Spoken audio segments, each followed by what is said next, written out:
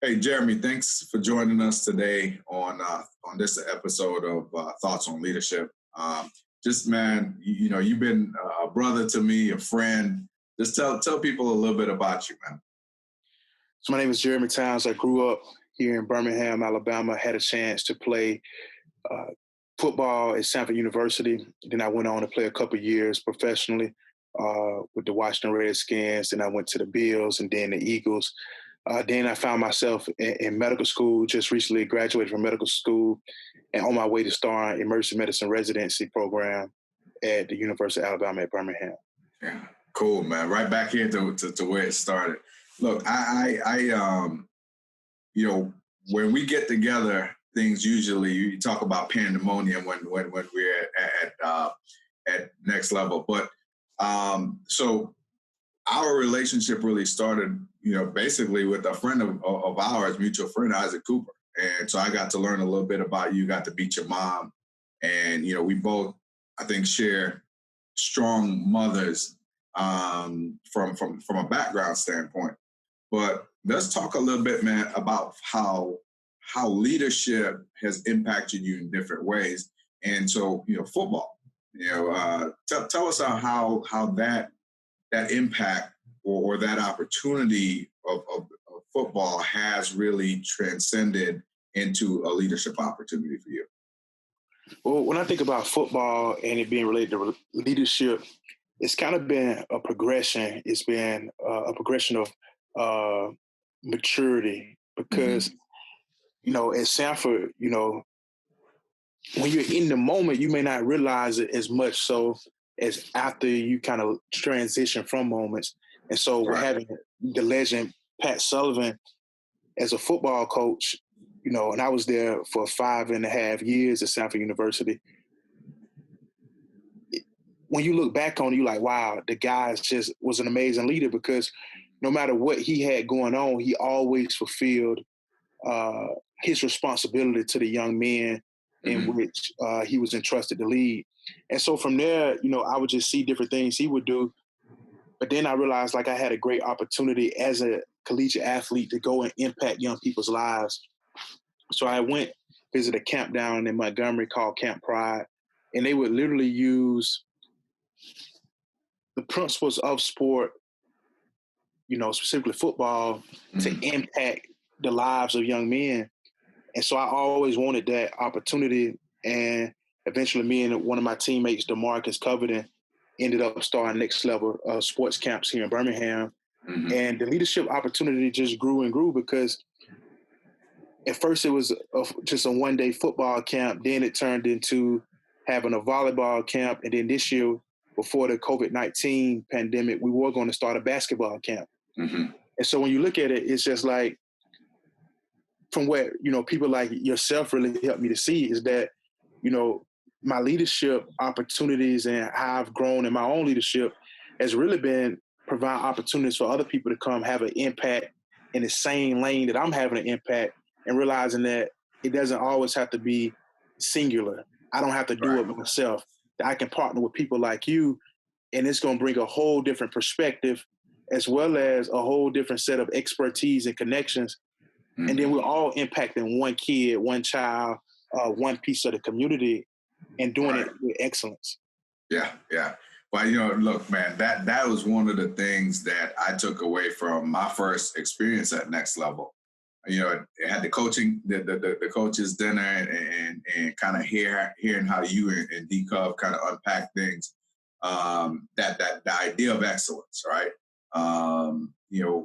It is something that stands out to me because of how dedicated you are and have been, not just to changing the narrative of your life, but how living a life of excellence also impacts the people around you. So we came in the next day, the day after the coaches dinner with a understanding that whatever we were going to do that day at the camp mattered, right? Because it might be one kid's life that's saved, and that matters, right? So, next level, for those who don't know, is free camp, right? And so there's a lot of work that goes on behind the scenes.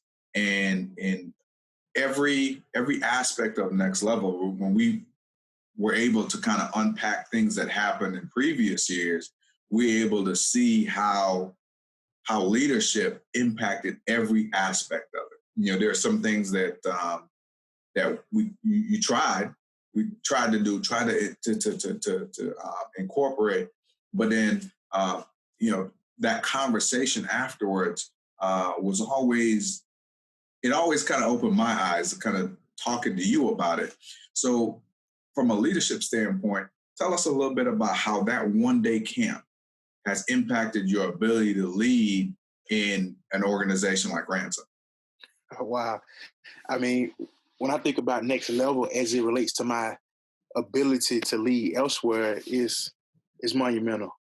I mean, because I'm literally taking 5-year-olds to 18-year-old young men, as well as some young ladies come out there and participate in the camp. And my sole responsibility is first to make sure they're safe. Yeah. And then make sure they have fun.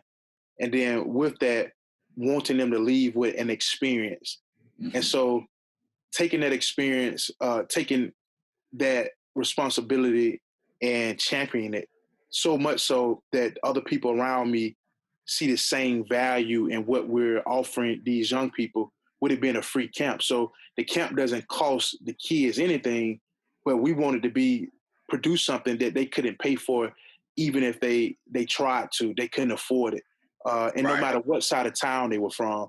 And so with the transition to other areas of my life, it helped me to develop this mentality for leadership that is others first. Literally, that there's no leadership outside of being others first oriented. So I'm always thinking about, when I say something to this kid, how does that kid feel? Can they understand what I'm saying? So it helps me work on communication.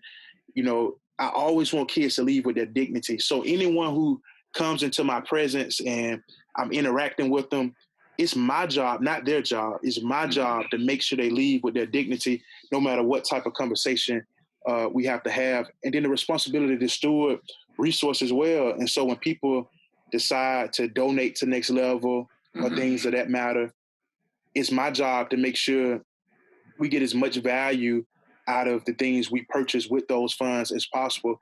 And the return on investment, I want it to be exponential.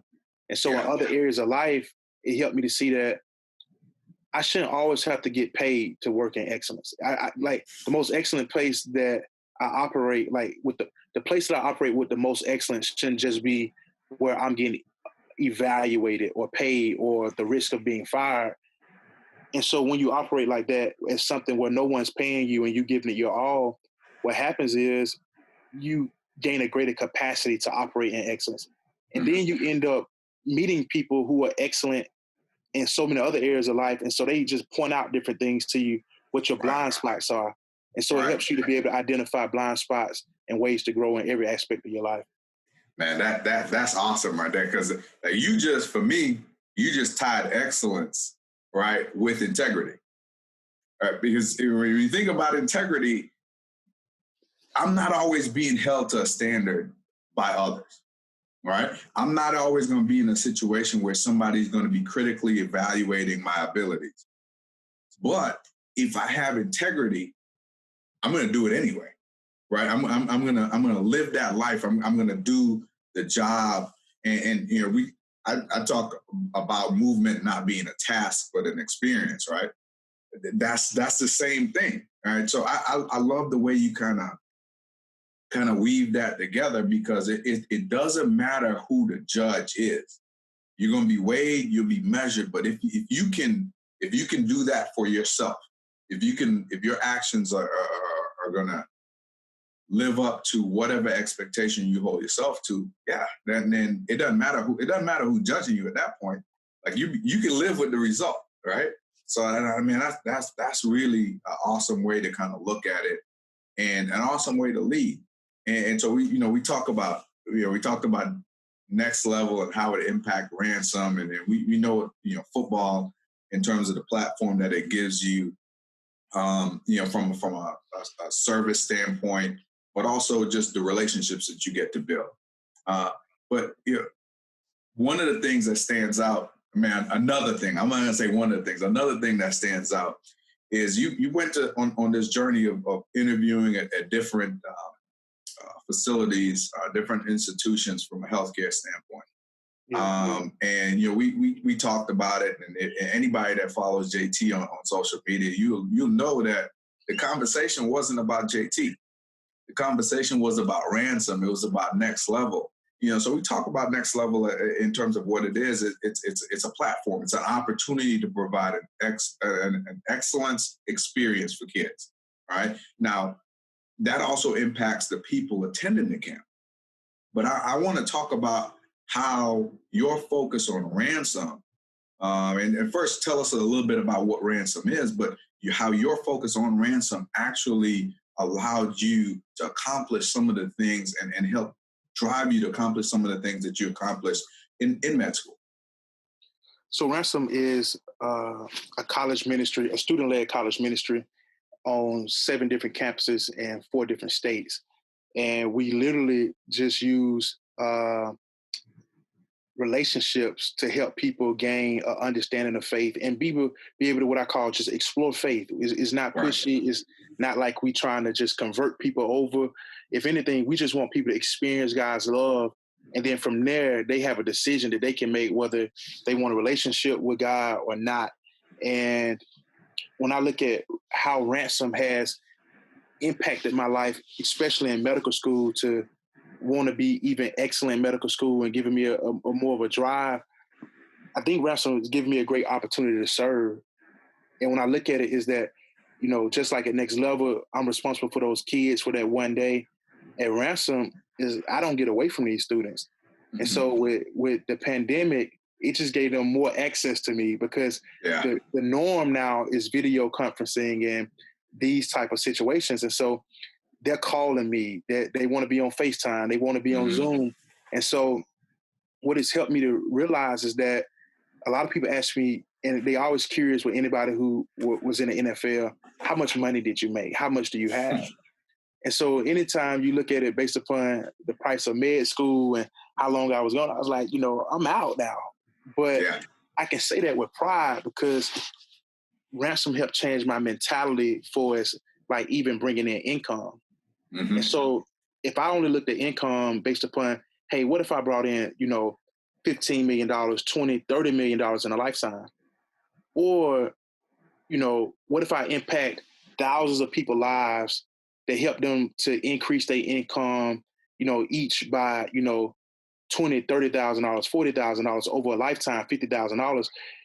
The more and more people I impact, to impact somebody else, then I'm looking at, a total income upward of $1 billion. And so it helped me to start thinking about my life in a way of, am I helping produce the best quality of life for other people? Meaning that not just from a financial standpoint, but are they understanding how to love well? So that if they learn how to love well, they'll love their spouse well, they'll love their kids well. And so the impact becomes exponential when you think about it as others first again. Like, what impact can I make on the next person? And then it made me more ambitious. Like, I want to think about multiple ideas that I can help college students around the nation be able to have the best faith experience possible while they're in their collegiate experience. Nah, man, look, this is good stuff. So, we talk about it having an impact, but like you just said, through service, you become a better leader, right? And really, your leadership has been service in every one of those areas. I was talking to a cat about movement, right? And so he was like, well, how does my movement on the sidelines impact what happens in the game? I said, because you just got pulled from the game, coach called this play, and instead of taking the back, you went out to the flat because you realized that this slot receiver was doing something a little bit different. You come back to the sideline, coach is yelling at you. You can start yelling at him. You can kind of stand on the sideline and sulk, or you can let coach say what he's got to say. And he said, hey, coach, all that film study we did, remember on Thursday, we talked about this particular, the tendency that this coach has and this receiver has, and the connection he has with the quarterback. You call the play, but you also prepared us to be able to ad lib. You prepared us to have, we knew what the intent was. It was 3rd down and 5. We knew what the down and distance was. So because you prepared us, because you served us by spending time studying film, by going over the details, preparing us to when we face adversity, how, that we have the ability to respond versus reacting, right? And that's it's a football analogy, but what I was telling him is look, you can go to the sidelines based on the outcome of the play and you not running what the coach called. On paper, that's what you didn't do. That's what he's going to see. But when he goes back and breaks down film after the game, he's going to say, well, wait a minute. He did exactly what we prepared him to do. He made the play, right? And, we had a discussion about leadership in Ransom and how that has grown just recently. And, 3 different phases of life, right, of your life. In really a short period of time, you just, articulated beautifully how that has helped impact your ability to lead. When you think about it now, 10 years ago, did you see Jeremy Towns being where Jeremy Towns is now with the mindset that you have now? I think in some ways I did, but then in some ways, especially when you're a person of faith, it's kind of, you already know, God's going to do more than we can think or imagine. But I think the foundation was there. The foundation of want to be excellent and want to serve others. Right. So what I've realized from it is that when you go on this journey to serve others, you will end up in far better places than you could ever imagine. Right. Because you'll constantly keep getting more and more opportunities to serve. But then you can kind of pick and choose what you want to do in your life, because you can find out, what gives you the most satisfaction, what's most meaningful for you. So you don't have to just chase any opportunity. And so, ultimately, I really thought I would be in another state as far as emergency medicine residency goes. Mm-hmm. But when I had to look at serving, the best place for me to be here is in Birmingham. But then in some ways I couldn't see myself here, because I really am a product of people I've met along the path of serving. I can articulate myself differently based upon I've been around Isaac Cooper. Because of Isaac Cooper, I'm around you. So I understand a different level of professionalism. And then I can look at somebody like you who's, a business owner in the medical field and wow, I can dream differently. I can dream that I can have an office, or, I can be of influence within my professional career and not just have to compartmentalize my life to this over here is me serving from a community service nonprofit standpoint. But I can serve while on my job, looking at the way you've assisted so many people with their movement issues and that type of thing. Right. Nah, man, that's it. I mean, that's why we should take pride, man. Pride is not even the right word, man. But like you said, excellence. Let's use excellence. We should attack life with that kind of excellence, so that we impact other people just that same way, because we never know who's looking, And so, man, I appreciate you joining us on this episode, man, and just being real, just kind of talking about leadership, and man, keep being great, keep doing the things that you're doing, because man, it's so necessary for us to be an example for people to see what excellence looks like, because you never know. Again, it goes back to, you never know who's judging you based on how you attack either the job or the difficulty, the adversity. And if you can show people that regardless of what the circumstances are, that you will live your life, with excellence, that you will serve with excellence, that you will lead with excellence. I think we can change the perspective that people have, whether, regardless of how they're going to interact with us. I think that's how we impact people, really more by what we do, and how, and the excellence that we tie to everything that we do. So, man, look, much love, much success to you moving forward. Really happy to have you in Birmingham, because now I don't have to worry about, well, he's in Mobile. I can pick up the phone. Like I told you before, I'll stay on you, right? I appreciate that. Much love to you too, man. I appreciate it, man. And we talk again soon. All right.